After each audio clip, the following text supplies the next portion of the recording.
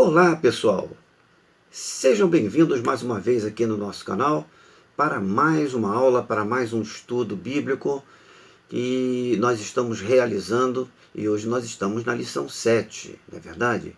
Hoje nós estamos na lição 7. Estamos trabalhando no grande título Maturidade Cristã, ou a busca da maturidade cristã, passando informações básicas sobre o fundamento da fé cristã para os novos crentes da igreja.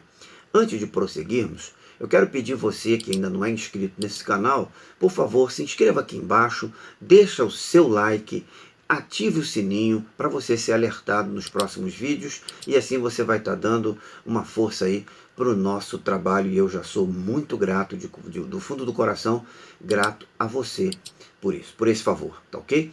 Hoje nós vamos estudar no tema o fruto do Espírito, o fruto do Espírito. Vem comigo!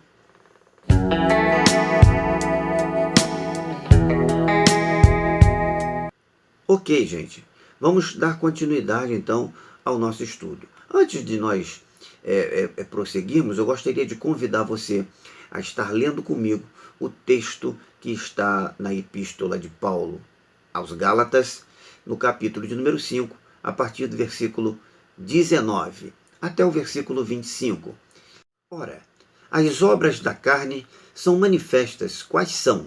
A prostituição, a impureza, a lascívia, a idolatria, a feitiçaria, as inimizades, as contendas, os ciúmes, as iras, as facções, as dissensões, os partidos, as invejas, as bebedices, as orgias, e coisas semelhantes a estas, contra as quais vos previno, como já antes vos preveni, que os que tais coisas praticam não herdarão o reino de Deus. Mas o fruto do Espírito é o amor, o gozo, a paz, a longanimidade, a benignidade, a bondade, a felicidade, a mansidão e o domínio próprio.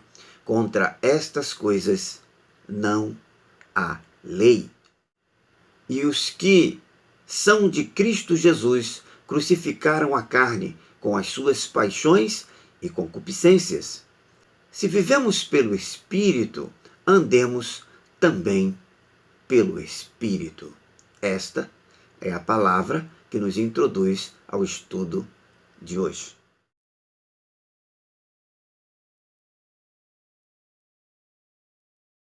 Deus deseja que o cristão, ao longo de sua caminhada, desenvolva algumas características em sua vida, características que são de fundamental importância durante toda a sua vida, durante toda a sua trajetória. Essas características podem ser observadas através do fruto do Espírito.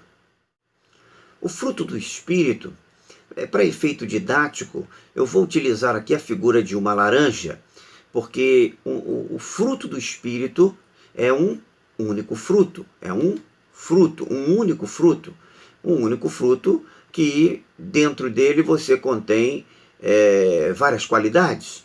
Assim como na laranja você também possui vários gomos. Assim, o fruto do Espírito você tem várias qualidades. E como é que nós vamos entender isso? Veja agora o que eu quero dizer para você através dessas imagens que agora eu mostro aí.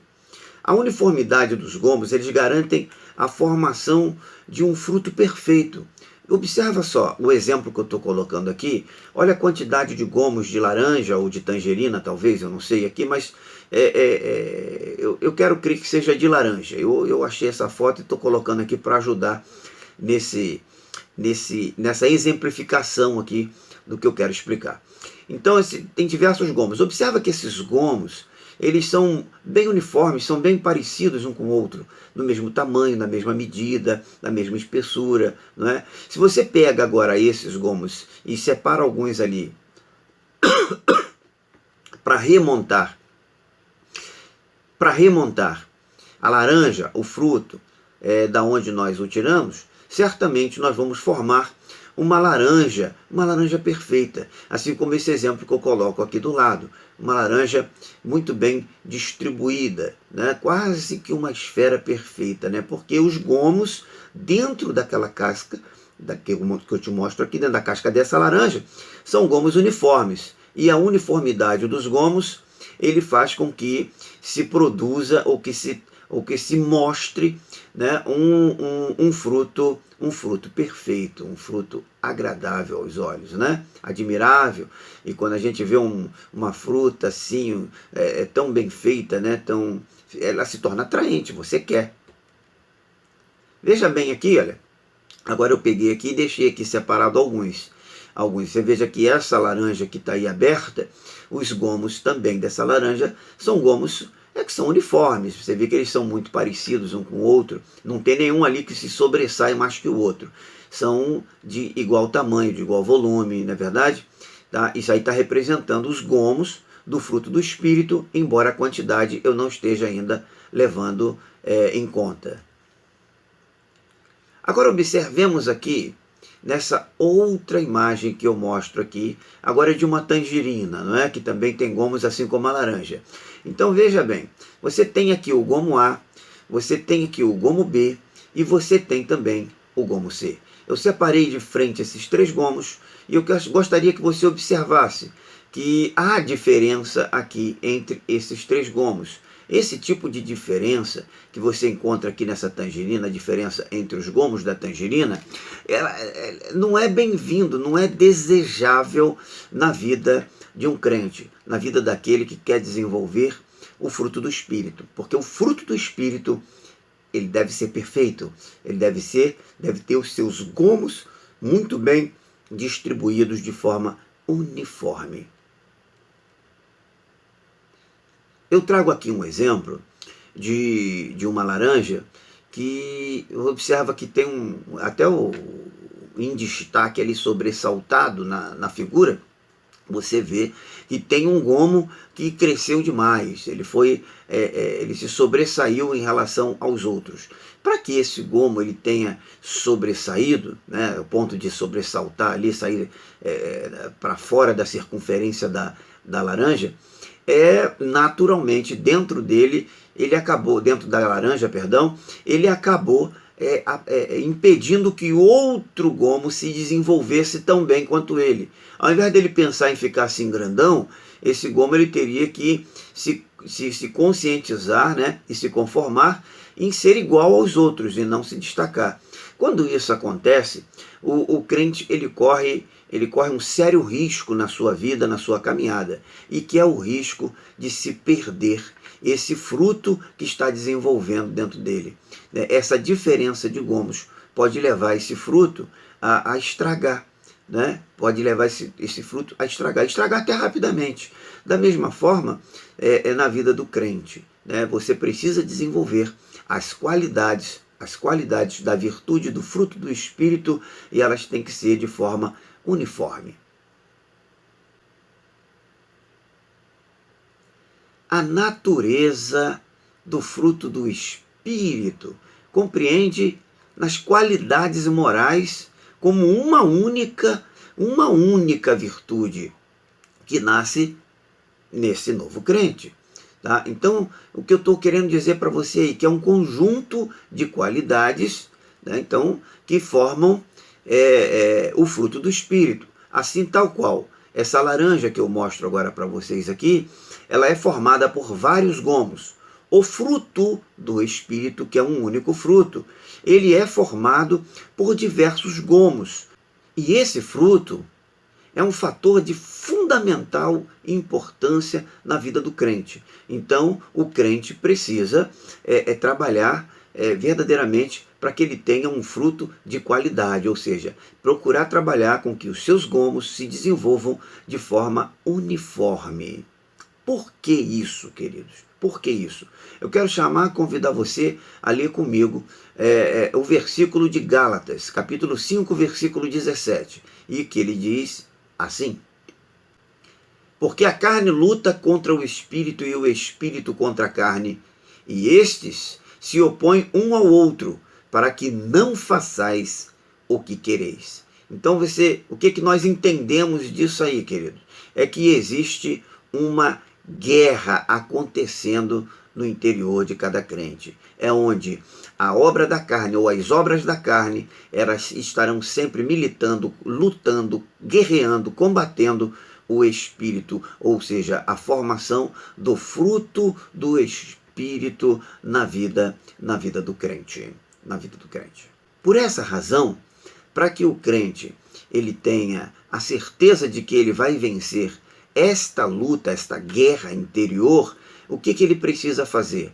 Ele precisa cultivar o fruto do Espírito. Esse fruto do Espírito, ele precisa ser cultivado na vida do cristão. E como é que isso acontece? O Espírito Santo, ele vai estar sempre trabalhando para tornar o crente cada vez mais semelhante a Cristo Jesus, nosso Senhor. Então, esse é o trabalho, essa é a ajuda que o Espírito Santo ele tem para a minha vida, para a sua vida também. Tá? Ele vai estar sempre nos conduzindo a nos parecer, a tornar-nos cada vez mais semelhantes ao nosso Senhor Jesus Cristo. Ao contrário, a carne que produz as obras mortas, isso você pode conferir, as obras mortas, em Hebreus capítulo 9, versículo 14. Ao contrário, então, da carne que produz as obras mortas, o Espírito Santo ele vai estar sempre trabalhando para nos conduzindo à semelhança de Jesus Cristo. Esta é a batalha, esta é a guerra que vai estar sempre sendo travada, sabe, dentro de nós, do nosso interior. As obras da carne querendo se sobressair e o Espírito Santo transformando a nossa vida numa vida de semelhança a Jesus Cristo, nosso Senhor. Esta é a grande guerra, é a grande batalha. O Espírito, ele começa a produzir no crente, na nossa vida, sabe, o fruto, e esse fruto, a tendência dele é gerar mais frutos. Isso significa o quê? Significa vida que está gerando vida. Assim, dessa forma, com essa multiplicação, o Senhor ele vai ser sempre glorificado e as outras pessoas também serão impactadas pelo poder da palavra do Evangelho de Jesus. Confira, por favor, em João, capítulo 15, versículo de número 2. O que representa o fruto do Espírito? O fruto do Espírito representa a manifestação da natureza de Cristo na vida do crente, na vida do cristão. Através do fruto do Espírito, as virtudes de Cristo são também implantadas na vida do cristão, na vida do crente. Assim como diz o apóstolo Paulo no texto de 2 Coríntios, capítulo 4, versículos 10 e versículo 11. Veja lá o que é que diz esta palavra. Trazendo sempre no corpo o morrer de Jesus, para que também a vida de Jesus manifeste em nossos corpos. Pois nós que vivemos estamos sempre entregues à morte por amor de Jesus, para que também a vida de Jesus se manifeste em nossa carne mortal. A virtude do fruto do Espírito. Veja bem, as qualidades que eu estou falando aqui desde o início, a soma das qualidades do fruto do Espírito compõe o fruto do Espírito. Então, voltamos aqui ao exemplo da laranja. Observe essa laranja que eu coloco aqui agora para você. É uma laranja que ela tem 9 gomos. E como eu disse aqui também, falei para você sobre a uniformidade dos gomos, observe que nessa laranja, que forma um círculo quase que perfeito a olho nu, ela tem os seus gomos internos, está vendo? Olha, eles estão bem distribuídos, são bem semelhantes, demonstram ter todos eles a mesma dimensão, o que é muito importante quando se pensa no desenvolvimento do fruto do Espírito. Mas eu digo aqui que cada gomo desse representa uma das qualidades do fruto do Espírito. Assim como cada gomo desse aí vai definir a qualidade dessa laranja, assim também as qualidades do fruto do Espírito, estando bem desenvolvidas, vão mostrar a qualidade do fruto. Veja só quais são as qualidades do fruto do Espírito.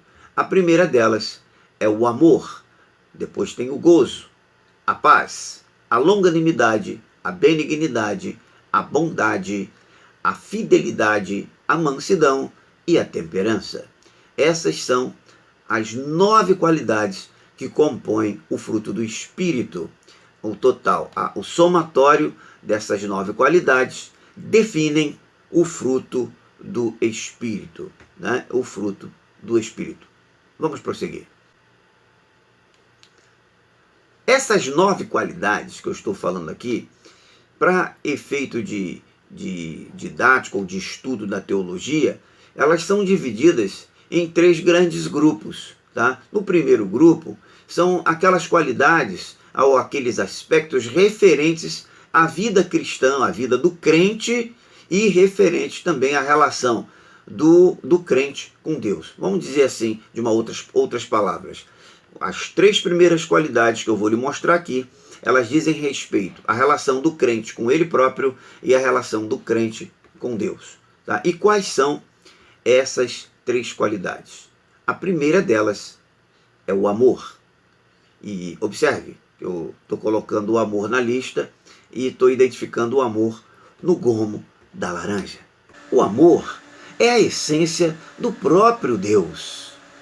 Confira João, 1 João, capítulo 4, versículo 8. Também nós podemos ver em João capítulo 3, versículo 16, que esse amor, o amor de Deus, ele é expresso também por suas ações. Jesus deu a sua própria vida para que eu e você tivéssemos vida, tivéssemos a oportunidade de retornarmos à condição original da criação do homem, da criação da humanidade, né, em santidade, a imagem e semelhança de Deus. E por sua própria vontade nós fomos gerados, ou seja, pela própria vontade de Deus, o Filho se entregou e se sacrificou por nós. Confira 1 João, capítulo 4, versículo 19, por favor. O Espírito Santo, ele opera isto e infunde esse amor em nós, dentro do nosso coração, e trabalha para que sejamos aperfeiçoados por ele. Deixo por referência para você Romanos 5, versículo 5 e Colossenses, capítulo 3, versículo de número 14. Gozo ou alegria. Veja o gozo na laranja e na minha lista. Gozo. O amor é uma virtude tão sublime que é capaz de inundar o coração do crente com muita alegria, mesmo em meio às dificuldades financeiras, enfermidades, injustiça ou qualquer outro tipo de tribulação. O crente, ele vai ter sempre alegria, a alegria do Espírito desenvolvida dentro dele, porque o amor de Deus habita no seu coração. Terceira qualidade deste primeiro grupo, a paz. A paz que só Cristo pode dar. O reino de Deus é de paz, porque Jesus, a quem o crente serve, ele é o príncipe da paz. Você pode conferir depois, Isaías capítulo 9, versículo 6. Ele é o príncipe da paz. Essas são as 3 qualidades que compõem esse primeiro grupo, que são as qualidades que dizem respeito à vida do crente na sua relação consigo mesmo e a vida do crente na sua relação com Deus. Amor, gozo ou alegria e paz. Segundo grupo são os aspectos referentes à sua relação, a relação do crente com o seu próximo, com o próximo. Tá? nesta relação com o próximo, nós temos a primeira qualidade, a longanimidade. A longanimidade. Podemos dizer que a longanimidade seria, em palavras curtas, a resistência do amor, ou seja, é o quanto a pessoa consegue resistir em determinada situação, suportando determinada situação, mantendo o seu ânimo, ou seja, um longo ânimo, que é o significado de longanimidade. É a capacidade de aguardar sem aborrecer, sem murmurar, sabe? Significa ter um ânimo longo, então manter-se sempre nesse ânimo longo, ou seja, quanto tempo você vai durar mantendo-se ali no amor de Deus. Maravilha, né? Resistência do amor. Muito interessante isso. Segunda qualidade deste segundo grupo, a benignidade. A benignidade. A benignidade, ou a gente pode dizer que é o serviço do amor. É o serviço do amor. É a virtude pela qual recebemos condições de tratar outras pessoas com carinho, consideração e disposição de ânimo. Deus é a fonte dessa qualidade. Você pode ver isso em Salmos capítulo 5, versículo 7. E Jesus é o nosso melhor exemplo dela. O melhor exemplo dela é Jesus. Segundo aos Coríntios, capítulo 10, versículo 1. Terceira qualidade desse grupo, a bondade. Bondade. A bondade é o comportamento do amor, como nós nos comportamos, né, diante de determinadas situações, de determinadas pessoas, né, a relação com o próximo. Então, a bondade, comportamento do amor.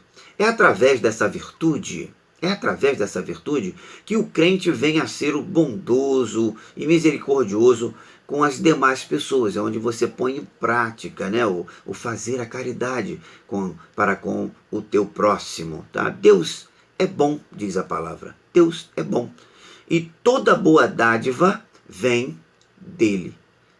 Confira, por favor, Tiago, capítulo 1, versículo 17. Terceiro grupo das qualidades é o grupo das qualidades referentes ao próprio crente, ou seja,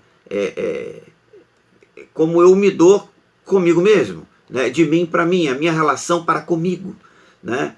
São as qualidades que formam o terceiro grupo. Primeira qualidade, fidelidade. Fidelidade. A gente costuma dizer que a fidelidade é a medida do amor, né? A medida do amor, né? Até onde você consegue se manter ali fiel a alguém, a causa, né? A fidelidade. Você pode confiar na pessoa, Jesus pode confiar em você, a obra pode contar contigo. Fidelidade, tá? Deus sempre demonstra a sua para com o homem na chamada, no perdão, nas tentações, na santificação. Deus está sempre ali fiel para te ajudar, para te sustentar, para te dar força, para te ajudar, para caminhar contigo. Confira, por favor, 1 Coríntios capítulo 1, versículo 9, 1 João capítulo 1, versículo 9, 1 Coríntios capítulo 10, versículo 13 e 1 Tessalonicenses capítulo de número 5, versículos 23 e 24. Segunda qualidade desse terceiro grupo é a mansidão. Mansidão. A mansidão, a gente poderia dizer, chamar também comumente, né, vulgarmente, a gente chama de o termômetro do amor. Já viu aquela pessoa que tem o pavio curto? Esquentou, pegou fogo, bum, explodiu, né? Então, é o termômetro do amor. É a virtude que dá condições ao cristão de ser pacífico, manso, submisso ao Senhor, mesmo em momentos nos quais poderia usar as suas prerrogativas de filho de Deus. Ele entendeu, Jesus, que não era a hora de se exaltar. O nosso melhor e maior exemplo de mansidão, Jesus Cristo, o nosso Senhor. Poderíamos chamar Jesus o manso. Terceira qualidade desse terceiro grupo, a temperança ou domínio próprio. Há versões que você vai encontrar a palavra temperança, em outras versões da Bíblia você também vai encontrar a palavra domínio próprio. Aqui nós estamos optando na nossa laranja pela temperança, até porque fica menorzinha também para escrever ali, né? Domínio próprio ficaria maior. Então, temperança, que é a nossa última qualidade desse fruto, a última qualidade nos gomos da laranja. É o seguro do amor que trabalha como um freio nos momentos de tentação.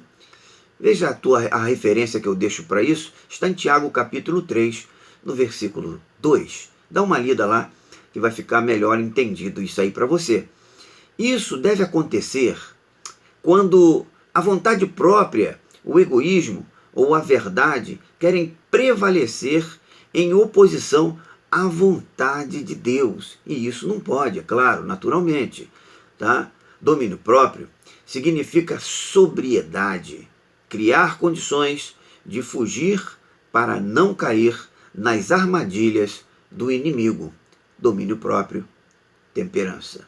Para simplificar, para melhor entendimento, eu preparei aqui uma outra imagem, uma outra figura, a figura também da laranja, com os gomos ali distribuídos, e aqui então nós montamos este gráfico para que você possa entender. Então você tem aqui, no primeiro grupo, o primeiro grupo é o grupo onde o crente trabalha as relações, a sua relação consigo mesmo e a sua relação com Deus. Ou seja, a prioridade aqui é Deus, amor, gozo e paz, são as coisas que você recebe da parte de Deus e você usa exatamente no momento da adoração a Deus. Amarás o seu teu Deus, já tudo começa com amor, né? Tudo começa com o amor. O apóstolo Paulo, quando faz a lista, ele já coloca a lista exatamente começando pelo o amor. Então, o amor, gozo e paz trata das relações do crente na sua relação com Deus. O segundo grupo, né, longanimidade, benignidade e bondade, você tem a relação do crente para com o seu próximo, né, para com o seu próximo. E o terceiro grupo, né, a fidelidade, mansidão e temperança, ou domínio próprio, é aonde trata nas relações do crente consigo próprio, consigo mesmo. Finalizando, esse maravilhoso fruto é produzido pelo Espírito na pessoa que se compromete a viver uma vida separada para Jesus. Queridos, a palavra-chave aqui é se compromete. Tá? É necessário que haja um compromisso, se comprometa com o nosso Senhor, que esteja comprometido com a obra, o ministério do nosso Senhor, que você esteja verdadeiramente com a sua vida no altar de Deus, oferecida como sacrifício para Ele. A sua vida não te pertence, mas a Deus pertence. Tudo que você faz e tem não te pertence, mas a Deus pertence.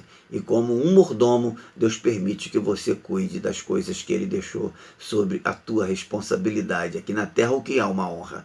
Então, que Deus te abençoe em tudo isso que eu estou te passando aqui através desse vídeo. Para encerrar de vez, eu vou deixar aqui para você um exercício.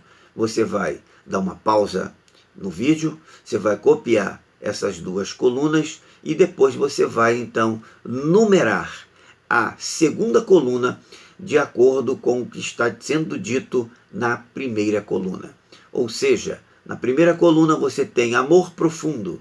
Você olhando na segunda coluna, você vai ter que descobrir aonde, em que texto da Bíblia se refere a esta afirmação. Tá ok? Então eu deixo esse exercício para vocês aí e eu espero que você realmente faça. Depois procure entregar para alguém, precisa conferir, confirmar com alguém, que vai ser muito bom. Aqui nós chegamos no final. Eu agradeço você ter assistido esse vídeo até aqui, até o final, tá? Quero deixar aqui minha profunda gratidão. Que Deus abençoe a tua vida, que Deus esteja verdadeiramente fazendo que você venha a prosperar, que não lhe falte saúde, que não lhe falte paz, que não lhe falte o fruto do Espírito. Fique com a graça e com a paz do nosso Senhor e Salvador Jesus Cristo. Eu estou por aqui e eu espero que você sempre conte comigo.